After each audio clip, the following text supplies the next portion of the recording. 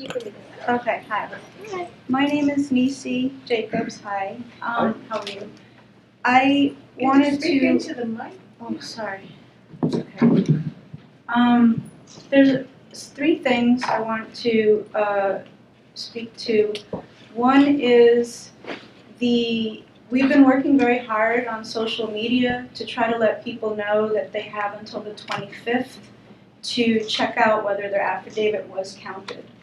And if not, they have until the 25th, I understand, to contest it in court. And they're being charged at least $310 to go into court and contest it. That just for the fee. That's what we've been told. We haven't gotten any straight information from the Board of Elections. And we've also been hearing that people calling in to try to ascertain if their affidavit was counted are getting varying levels of assistance and people who even know about the issue. Okay, just a question for clarification. Who is that $310 paid to? I mean, What we understand is that it's a fee, it's a court fee, a court fee. it's a filing fee for the documentation. Right, so for all of the number of affidavits, there's only 98 counted in Brooklyn, is what we understand.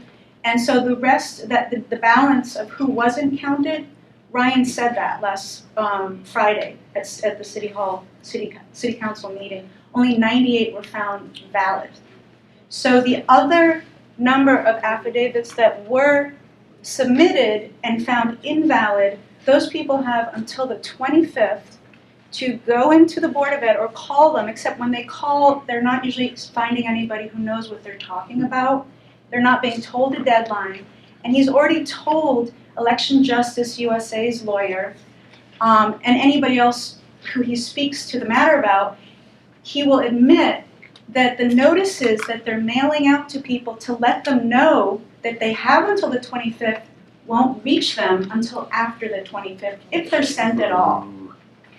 So you're talking about what I see as like a way to make money for the courts. I don't understand the system at all. I know a lot of people who have gone in to have to file for a court issue and not even been fined.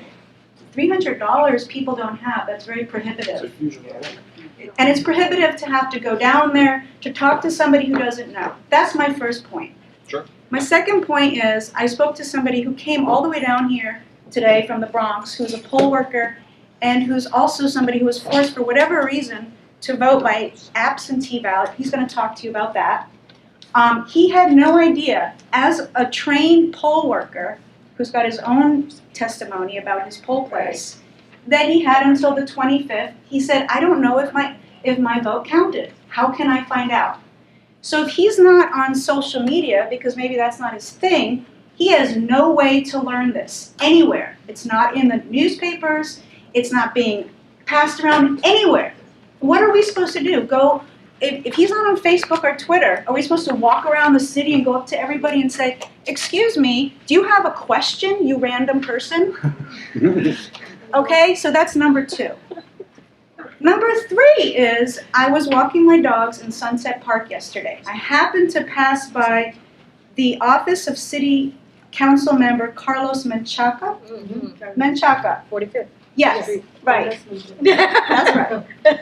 So I went in, such a nice office. Beautifully laid out, organized, bright, helpful. Somebody comes to greet me, they know what they're doing.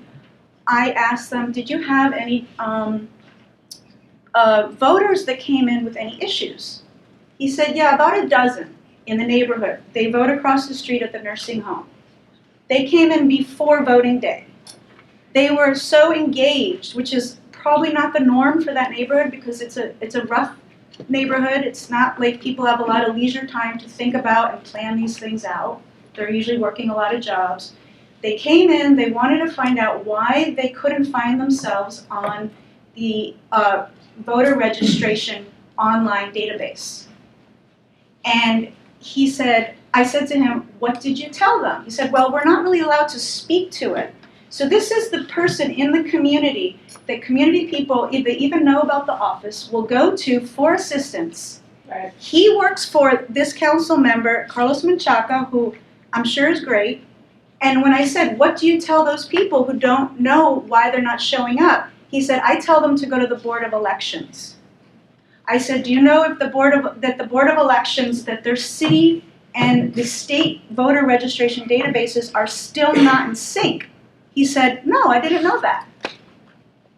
So that means that when I went online and I looked at all of the city council member offices in all boroughs, and there's like, what, 50 or 60 of them, I bet you when I call all of them, which is what I'm going to do, every single person who picks up the phone is going to say, oh, I told them to call the Board of Elections.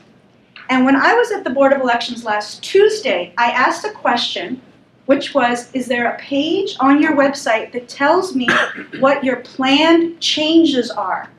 Because we know all the problems. We've been here for 2 weeks telling you hours and hours of testimony of problems.